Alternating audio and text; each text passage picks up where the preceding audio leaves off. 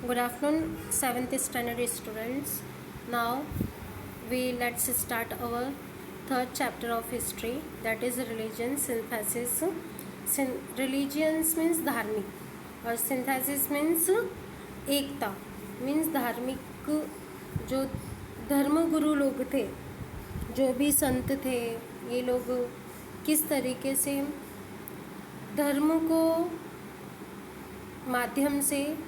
धर्म के माध्यम से लोगों को एकत्रित करने का कोशिश किया, उनके मनोविचार को बदलने का कोशिश किया। ये हमारे जो धर्म गुरु थे, रिलीजियस गुरु थे, उन लोगों ने बहुत ही अच्छा कार्य किया। मतलब देश के देखो पहले कैसे था, कई सारे भेदभाव रखे जाते थे, लोग इलिटरेट थे, निरक्षर थे, उनको पढ़ने लिखने नहीं आता था, जो बोल देता था वो उसी को सही मान लेते थे।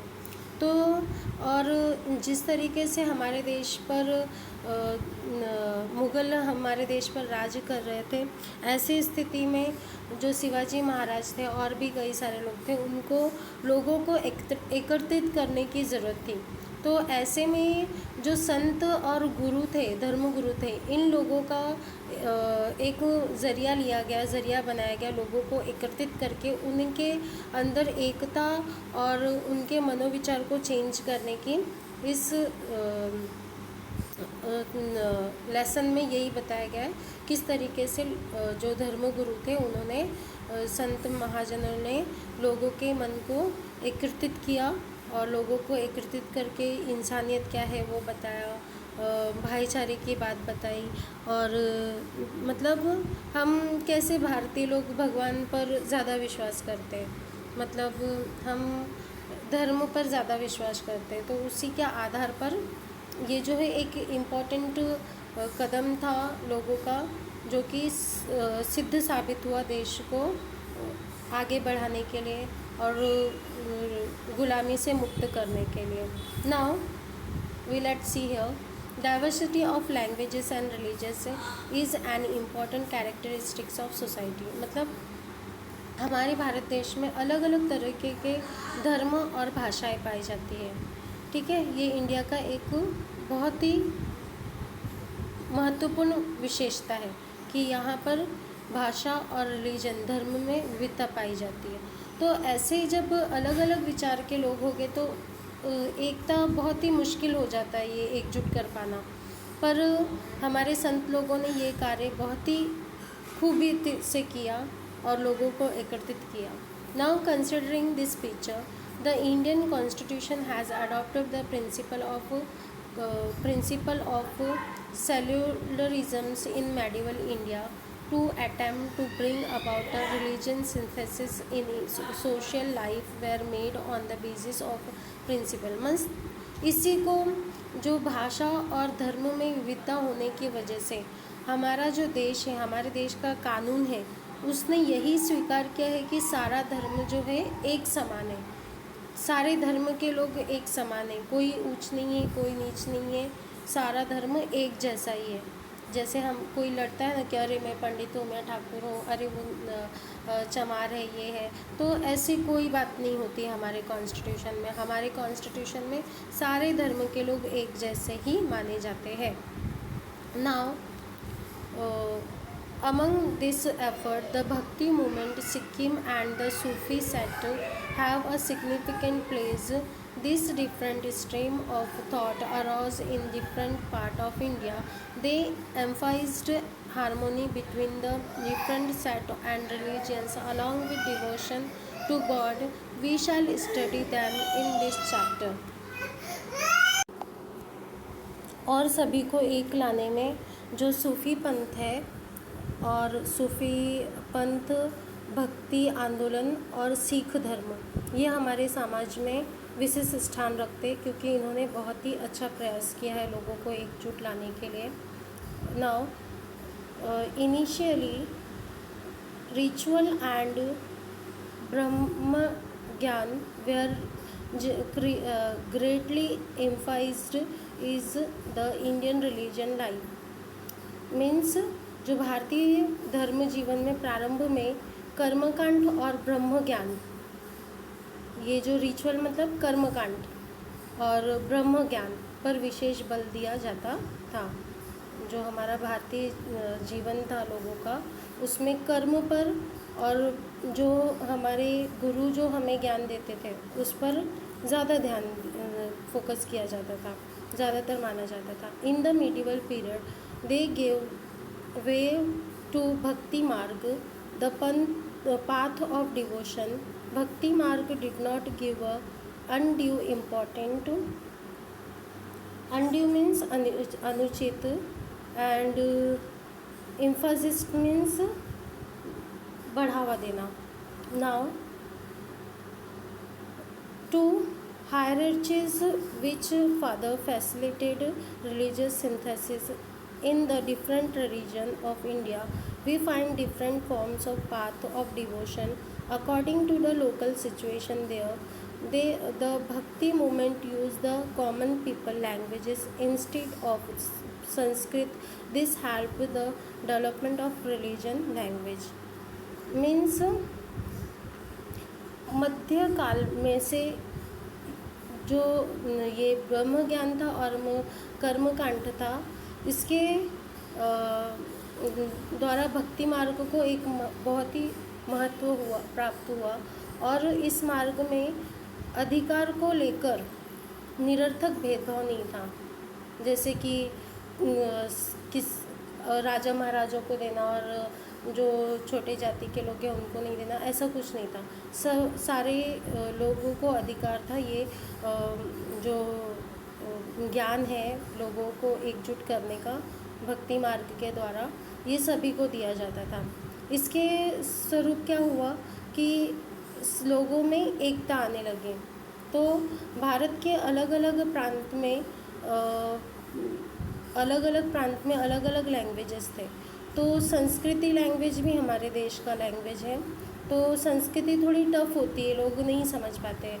तो इसी वजह से जो संस्कृत है उसको नहीं अपनाकर वहाँ के लोगों का, अलग अलग जगह के लोगों का जहाँ पे जैसी भाषा होती थी उनकी भाषा में इस ज्ञान को बांटना ऐसा इन धर्मगुरुओं ने शुरू किया। नाउ भक्ति movement. It is believed that the भक्ति मूवमेंट originate in साउथ. ऐसा माना जाता है कि जो भक्ति आंदोलन हुआ वो साउथ से शुरू हुआ. Now the Nayanar and Alvar bhakti movement emerged in this region. मतलब कि नयनार और अलवार ये दो भक्ति आंदोलन शुरू हुए शुरू में. और Nayanar were devotee of Shiva. जो नयनार के थे वो लोग शिव भक्त थे, शिव को ज़्यादा मानते थे. और जो अलवार थे वो विष्णु भक्त थे, वो विष्णु को मानते थे. तो विष्णु और शिव एक ही है, यह ऐसा मानकर उनके पीछे एक ऐसा उन्होंने लोगों को समझाने की कोशिश किया कि विष्णु और शिव दोनों एक है और ये अलग अलग मानने लोग फिर दोनों एक ही भगवान को पूजने लगे और इनमें एकता आ गई. नाउ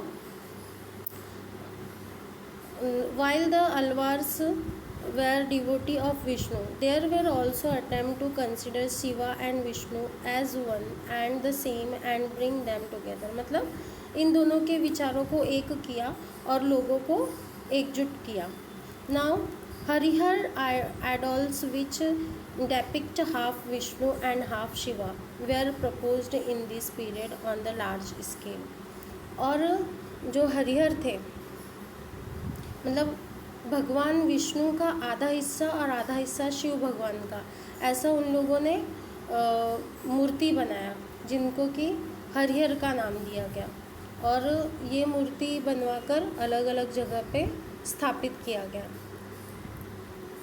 इससे क्या हो गया, जो शिव और विष्णु को अलग अलग मानने वाले लोग एक ही चीज़ को मानने लगे और लोगों में एकता आ गई. और mercy means Daya, Karuna. Now they preached values like love of God, humility, compassion, mercy, etc. Ramanuj and other acharyas strengthened the base of bhakti movement in South India. They told people that God is for all, God does not discriminate, discriminate means भेदभाव नहीं रखते।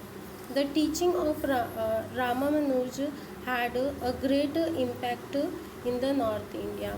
Mean क्या हो गया इस आंदोलन में, जो ये भक्ति आंदोलन था, means religious movement, in this movement ईश्वर से प्रेम करो और मानवता रखो और करुणा दिखाओ, इन मूल्यों की सीख लोगों को दी गई, यह लोगों को बताया गया।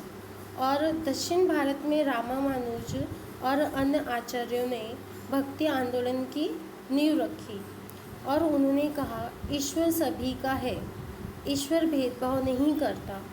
और ये जो है साउथ भारत में रामानुज की सीख का बहुत बड़ा प्रभाव सबके ऊपर दिखाई देने लगा। Now Sant Ramanand strength the bhakti movement in north India.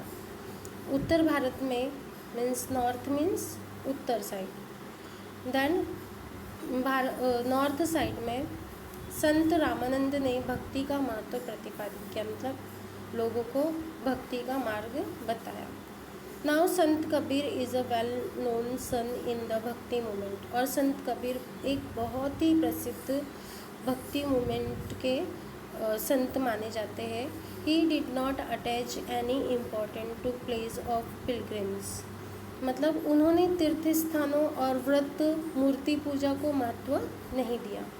जो हम उपवास करते हैं, अलग अलग जगहों पे जाते हैं, जैसे कि गया जाते हैं और केदारनाथ जाते हैं, जैसे कई जगहों पे हम जाते हैं, चाहे वो मोहम्मडन का हो, हिंदू का हो या कहीं का भी, ऐसे स्थानों पे जाना और उपवास रखना और मूर्ति की पूजा करना, ये उनको इम्पोर्टेंस नहीं देते थे। उनका क्या कहना था, सत्य को मानो, और सत्य क्या है, ईश्वर। ईश्वर सभी का एक है, उसमें कोई भेदभाव नहीं करना चाहिए, ऐसे कबीर का मानना था। बहुत अच्छे संत थे ये, बहुत सारी दोहे लिखे हैं इन्होंने। Now he did not attach any importance to the place of pilgrim. व्रत्स मीन्स उपवास, और आइडल्स वर्शिप मीन्स मूर्ति की पूजा करना, आइडल्स मीन्स मूर्ति। For him truth was God, वो सिर्फ ईश्वर को ही सत्य मानते थे। He thought that all human beings are equal, उनके नज़र में सारे इंसान एक है। हम कहते हैं ना सबका मालिक एक है, वैसे ही सारे इंसान एक है, कोई मुस्लिम नहीं है, कोई क्रिश्चियन नहीं है, कोई हिंदू नहीं है, सारे क्या है, सबसे पहले इंसान है, इनका ये कहना था। ही did not believe in any difference based on caste, creed, sect and religion. Means caste means जाति भेद, और क्रीड मीन्स पंथ भेद, सेक्ट मीन्स धर्म भेद, और जाति भेद, पंथ भेद, धर्म भेद। ओके, नाउ ये सारे जो उनको मान्य नहीं थे, ये सारे भेदभाव कि मैं ये जाति का हूँ, मैं वो पंथ का हूँ, ऐसे उनका नहीं मानना था।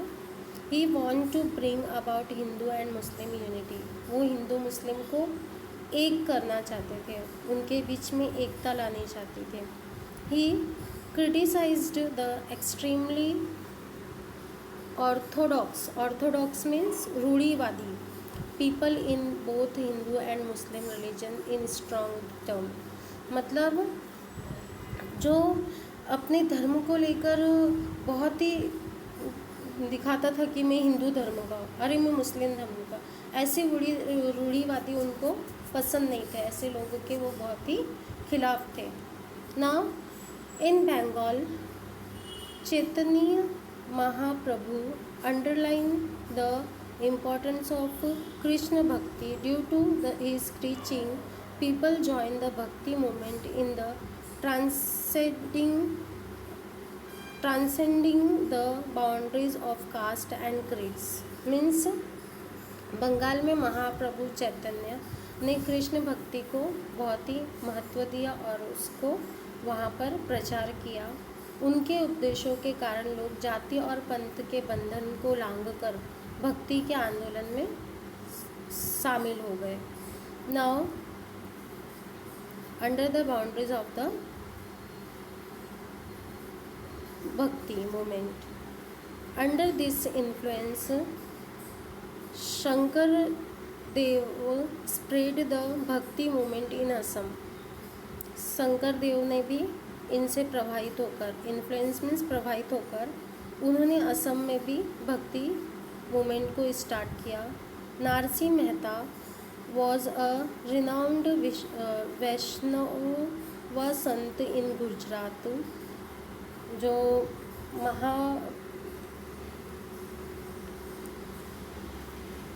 गुजरात के संत नरसिंह मेहता जो थे वो वैष्णव संत थे और वो भी बहुत प्रसिद्ध थे.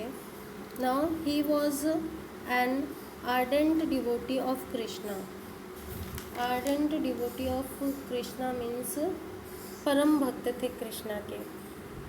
उन्होंने समता का संदेश दिया. समता मीन्स समानता का. उन्हें गुजराती भाषा का और आदि भाषाओं का भी कवि माना जाता है. उन्होंने गुजराती भाषा में जो है अपनी कविता लिखी है. Now he gave the message of equality. He is known as the first poet of Gujarati language. और उनको गुजराती लैंग्वेज का पहला कवि माना जाता है. Sant Mirabai stressed the importance of devotions of Krishna. She belong to the royal family of Mewar. Sant Mirabai के बारे में भी आप लोगों ने शायद सुना होगा. ये कृष्ण की बहुत बड़ी भक्त थी. एक रॉयल फैमिली से बिलोंग करती थी, मतलब राजघराने की थी. और इन्होंने राजघराने का त्याग करके कृष्ण भक्ति में लीन हो गई. ये इन्होंने सारा राजमहल ही छोड़ दिया और ये कहाँ मथुरा में आ गई. She renounced all pressure of the royal family and impressed herself in the devotion to the Krishna. She composed devotion verses in Rajasthani and Gujarati. ये जो मीराबाई थे इन्होंने गुजराती और राजस्थानी भाषाओं में भक्ति पदों की रचना की है. अपनी जो भक्ति थी उनको गुजराती और राजस्थानी भाषा में लिखी है. He devotional verses give the message of devotion, tolerance and humility. और इन्होंने भक्ति गीत के माध्यम से शक्ति और मानवता का संदेश दिया है. मतलब भक्ति की शक्ति और मानवता, इस बात का उन्होंने लोगों तक संदेश पहुंचाया है. नाउ संत सेना was the influential Sant. Sant Rohidas was a great Sant. He gave the message of equality and humanity. Means संत रोहिदास थे, एक महान संत थे और उन्होंने समता और मानवता का संदेश दिया. संत सेना भी एक प्रभावी संत थे और इन्होंने हिंदी साहित्य के महाकवि सूरदास ने सूरसागर काव्य की रचना की. देखो यहाँ पे सूरदास जी दिया हुआ है. सूरदास जी आप जानते ही होंगे, बहुत अच्छे कवि है वो भी. जैसे कबीरदास जी है वैसे ही सूरदास जी हैं. A great poet of Hindu literature. Hindi literature के बहुत ही अच्छे कवि हैं. Compose the poetical work Sursagar, जिन्होंने सूरसागर कविता की रचना की. Devotion to Krishna is the subject of his work. ये भी कृष्ण भक्त थे. कृष्ण की महिमा का इन्होंने वर्णन किया है अपने कविताओं के द्वारा. द वर्सेस ऑन कृष्ण भक्ति composed bye the Muslim sant Raskhan are melodious. Ramcharitra Manas of sant Tulsidas is a beautiful composition expressing devotion of Ram. Means Muslim sant Ras Khan द्वारा लिखित कृष्ण भक्ति की रचना मधुरता से परिपूर्ण है और संत तुलसीदास द्वारा लिखित रामचरित्र मानस ग्रंथ में राम की भक्ति का सुंदर व्याख्यान किया गया है, सुंदर लेख लिखा गया है उसमें. Now in Karnataka Bhaveshwar spread the Lingayat stream of thought. He opposed the caste system and stressed the dignity of labor. Means Karnataka में श्री बसवेश्वर ने लिंगायत विचारधारा का प्रसार किया. वहाँ के लैंग्वेज के हिसाब से लिंगायत धारा का प्रसार किया. उन्होंने जाति भेद का विरोध किया और श्रम प्रतिष्ठा को महत्व दिया, मतलब मेहनत करना, लेबर वर्कर्स को उन्होंने महत्व दिया। Okay, now kaya kave Kailash in is well known saying which means work is Kailash. Kailash means work is worship. उनका कहना था काय केव कैलाश, यह वचन प्रसिद्ध था उनका, और इसका अर्थ था कि श्रम ही कैलाश है। श्रम ही क्या है? कैलाश। मेहनत करना ही कैलाश है। Work is the worship. Okay, he encourage womens participate in his movement. उन्होंने अपने आंदोलन में स्त्रियों को भी शामिल किया। मतलब कभी पहले के लोग क्या होते थे, स्त्रियों को हर जगह नहीं लेकर जाते थे, ना स्त्रियों को आना अलाउ था, लेकिन इनके माध्यम से ये जो बसवेश्वर जी थे, इन्होंने औरतों को भी प्रवचन में और भक्ति मार्ग में ज्वाइन किया। नाउ अनुभव मंडप, men and women belonging to all castes began to participate in the religion discussion conducted in hall. अनुभव मंडप Shri Basaveshwar conveyed his teaching in the language of the people, that is Kannada, through the medium of वचना literature. मतलब ये जो थे उन्होंने तो स्त्री और पुरुष दोनों को सहभागी किया अपने प्रवचन में, और उन्होंने अपने सिख लोक भाषा जो थी उनके वहाँ की कन्नड़ थी, तो उस कन्नड़ में उन्होंने लिखा है जिसका नाम दिया गया है वचना। वचना इस साहित्य में उन्होंने कन्नड़ भाषा में लिखा है अपने प्रवचन को। He work had a great impact on the society, और इन्होंने बहुत ही मतलब अच्छा कार्य किया लोगों को एकजुट करने का, लोगों के विचारधारा को चेंज करने का। तो इसका बहुत ही गहरा असर समाज पर पड़ा। इम्पैक्ट ऑन सोसाइटी मीन्स असर पड़ा सोसाइटी पर, इसका बहुत ही अच्छा असर पड़ा। His follower have composed their work in Marathi also, और उनके जो फॉलोवर्स थे उन्होंने उस कन्नड़ लैंग्वेज को मराठी में भी चेंज किया, कन्वर्ट किया। नाउ ऑफ दिस कंपोजिशंस परम रहस्य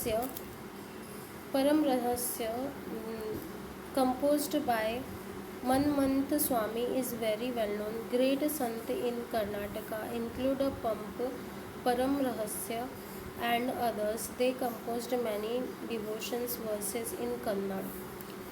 और उनमें से मनमंथ स्वामी का लिखा हुआ परम रहस्य ग्रंथ बहुत ही प्रसिद्ध है। कर्नाटक में पंप पुरंदर दास आदि महान संत हुए, और उन्होंने कन्नड़ भाषा में असंख्य भक्ति पद की रचना की है। नाउ महाअनुभव पंथ in the 13th century Chakradhar Swami founded the Mahanubhav Panth in Maharashtra. This set preaches devotion to Krishna. Sri Govind Prabhu was the guru of Chakradhar Swami. The followers of Chakradhar included men and women belonging to all caste and creed. Means 13वीं शताब्दी में चक्रधर स्वामी ने महाराष्ट्र में महानुभव पंथ की स्थापना की। यह पंथ कृष्ण भक्ति की सीख देता है। श्री गोविंद प्रभु चक्रधर स्वामी के गुरु थे। देखो, श्री गोविंद प्रभु चक्रधर स्वामी के क्या थे? गुरु थे। चक्रधर स्वामी के शिष्य में सभी जाति के स्त्री पुरुषों का समावेश था। वे समता के समर्थक थे, मतलब उनके लिए कोई भेदभाव नहीं था, वो सबको एक जैसा ही समझते थे। उन्होंने संपूर्ण महाराष्ट्र का भ्रमण करके मराठी में अपने उपदेश लिखे हैं। संस्कृत भाषा के स्थान पर उन्होंने मराठी भाषा को प्राथमिकता दी, और इसी के कारण मराठी भाषा का विकास हुआ और मराठी भाषा में विपुल ग्रंथ लिखे भी गए। नाउ ही सपोर्टेड इक्वालिटी, समता को उन्होंने महत्व दिया। He travel to the part of Maharashtra, उन्होंने महाराष्ट्र में हर जगह पे घुमा। He preferred Marathi instead of Sanskrit, उन्होंने मराठी लैंग्वेज को प्राथमिकता दी। This lead to the development of Marathi language, और इसी वजह से मराठी लैंग्वेज भी हर जगह पे प्रसिद्ध हो गया। मैनी वर्क्स वेयर कंपोज्ड इन मराठी, उन्होंने अपनी काफ़ी सारे ग्रंथ जो है मराठी लैंग्वेज में लिखा, और मराठी लैंग्वेज में कई सारे ग्रंथ भी और भी जो संत थे वो लोग प्रारंभ किया लिखना। This sect mainly spread in the Varad and Marathwada religion of Maharashtra. Riddhipur in the Wardha is the important place for people of this set. This set had reached up to the far away regions like the Punjab and Afghanistan. Means Maharashtra में इस पंथ का प्रचार और प्रसार प्रमुखतः विदर्भ और मराठावाड़ा क्षेत्र में हुआ, और विदर्भ में रिद्धिपुर नामक स्थान इस पंथ का महत्वपूर्ण केंद्र है। यह पंथ पंजाब, अफगानिस्तान जैसे दूर दूर प्रदेशों तक भी फैलते गया, प्रचार होता गया इसका। Now some of the main composition of the followers of Mahanubhava panth are the treatise Leela Charitra compiled by Mhaimbhat, describe the deed of Chakradhar Swami, Dhavel of the first Marathi poets Mahadamba, Stufa Pant and Drisht Pant, complied by Keshav Baz और वचन Harchand of Damodar Pandit, Shishupal Vadha of Bhaskar Bhatt, Borikar and Rukmini Swayamvar and of Narendra. Means Mahanubhav panth के जो अनुयायी द्वारा रचित तो कुछ रचनाएं इस प्रकार है, जैसे कि माइन भट्ट द्वारा संपादित चक्रधर की लीलाओं का वर्णन करने वाला लीला चरित्र ग्रंथ, और मराठी कवित्री महदंबा का धवले, और केशवबास द्वारा संपादित सूत्र पाठ और दृष्टांत पाठ, दामोदर पंडित का वच्छाहरण, भास्कर भट्ट और बोरीकर का शिशुपाल वध और नरेंद्र का रुक्मणी स्वयंवर। मतलब ये सारे पंथ है, इनमें अलग अलग ये संतों ने अलग अलग पंथ लिखे, उसके वर्णन किया गया है। Now a conversation between a Hindu and the Muslim written by sant Eknath is important from the viewpoint of religion's harmony. The famous quote of Sant Sheikh Mohammad अविंद त्यांचे हृदयी Govind is an example of this religion's harmony. Means Maharashtra में संत एकनाथ द्वारा हिंदू मुस्लिम के बीच लिखा हुआ संवाद है। यह संवाद धार्मिक एकता की दृष्टि से महत्वपूर्ण माना जाता है। संत शेख मोहम्मद का प्रसिद्ध वचन है, शेख मोहम्मद अविंद त्याची हृदय गोविंद। मतलब शेख मोहम्मद क्या है, मुस्लिम है, लेकिन उनके हृदय में कौन बसता है, भगवान गोविंद बसते हैं, भगवान श्री कृष्ण बसते हैं। यह वचन धार्मिक समन्वय मतलब धार्मिक एकता का, रिलीजन की एकता का एक महत्वपूर्ण उदाहरण है। Now Guru Nanak was the founder of Sikhism and the first Guru of Sikh. Guru Nanak जो थे सिख धर्म के प्रवर्तक थे और प्रथम गुरु थे, the first Guru of Sikh. His work has to be mentioned as a great attempt at religious synthesis. He visited the holy place of both Hindus and Muslims. He had also visited Makkah. He realized that the feeling of devotion is common everywhere. He thought that all persons should be treated equality. Equally, his teaching aimed at achieving Hindu-Muslim unity. He emphasized caste behavior. मतलब उन्होंने उनके जो कार्य का उल्लेख धार्मिक समन्वय के रूप में बड़े प्रयास के रूप में करना चाहिए। बहुत ही अच्छे ये संत थे जो कि हिंदू और मुस्लिम के स्थानों पे भी गए, यहाँ तक कि मक्का में भी गए ये, और भक्ति भाव सभी और से एक जैसा है। और यह बात उनके ध्यान में आई क्योंकि हम बोलते ना मक्का, तुमने सुना होगा कि मक्का में और कोई नहीं, भगवान शंकर जी की पूजा होती है। तो सभी उन्होंने जब ये सारी चीज़ें देखा तो उनके मन में भी यही हुआ कि जो हम पूजा करते वही वो भी करते, तो हम एक ही है, कोई भिन्नता नहीं है इसमें। उन्होंने सीख दी कि सबके साथ एक जैसा आचरण करो, मतलब एक जैसा बिहेवियर करो, हिंदू और मुस्लिम के बीच एकता स्थापित करो। और उन्होंने यही बात लोगों तक पहुंचाने की कोशिश की है। Now many peoples were influenced by the teaching of Guru Nanak. इनके उपदेशों का काफ़ी लोगों के ऊपर बहुत अच्छा प्रभाव पड़ा। The number of his follower increase day by day, और इनको मानने वाले लोग जो थे वो दिन ब दिन बढ़ते गए। The followers of Guru Nanak are also known as the Sikh, meaning disciples. The अग्री Adi Granth also known as the Guru Granth Sahib is the holy book of the Sikh.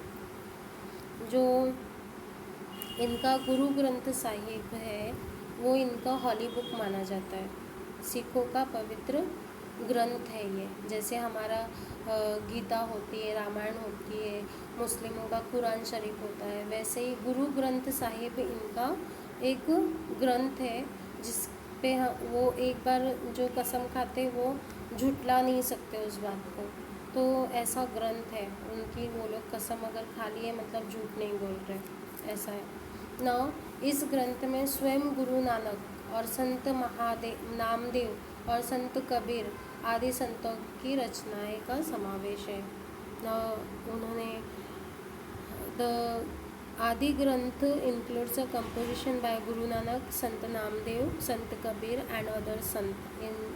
ये जो ग्रंथ है इसमें ये इन सारे संतों का लिखा हुआ है। Guru Nanak was succeeded by 9 gurus of Sikh.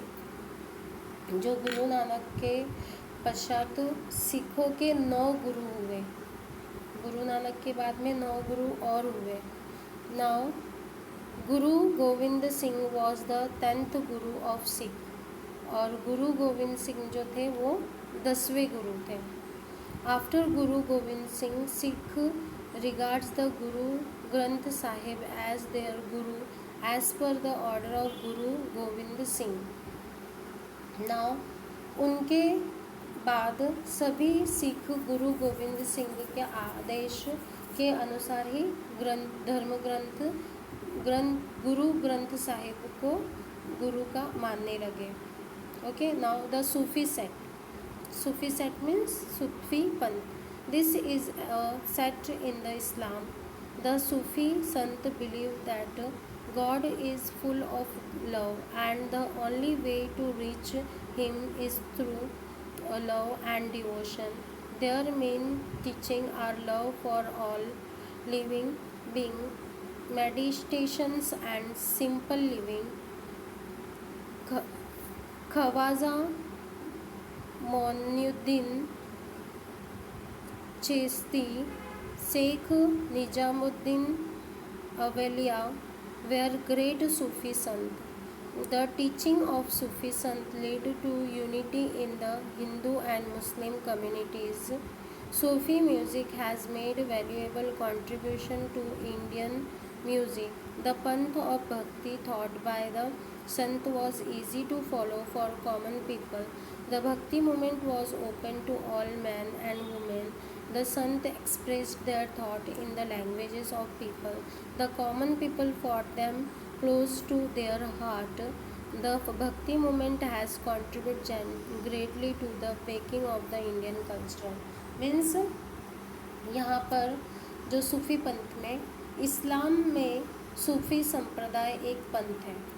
जो इस्लाम धर्म होता है उसमें सूफ़ी पंथ है, वो एक इनकी मेन पंथ मानी जाती है। सूफ़ी संतों की यह श्रद्धा है कि अगर ईश्वर को पाना है तो प्रेम है, ईश्वर प्रेम से पाया जाता है। प्रेम और भक्ति मार्ग पर चलकर ईश्वर के पास पहुंचा जा सकता है, ऐसा सूफी का कहना है।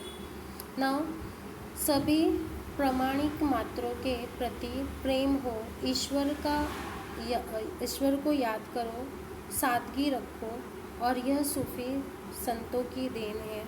और ख्वाजा मुइनुद्दीन चिश्ती और शेख निज़ामुद्दीन औलिया महान सूफी संत थे, और सूफी संतों के उपदेशों के कारण हिंदू मुस्लिम समाज में एकता स्थापित हुई है। और भारतीय संगीत में सूफी संगीत जो है, सूफी संगीत परंपरा को बहुत ही बड़ा योगदान दिया गया है।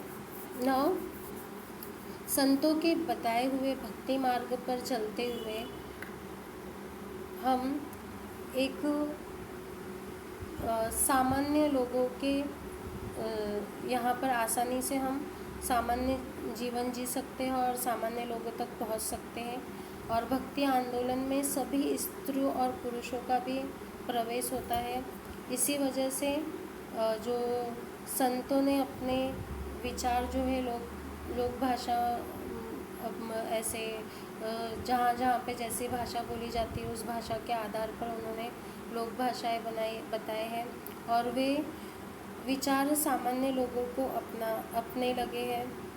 लोगों जो भक्ति मार्ग के जरिए जो संत अपने विचार लोगों तक पहुंचाना चाहते थे, वो आसानी से संतों ने पहुंचाया है।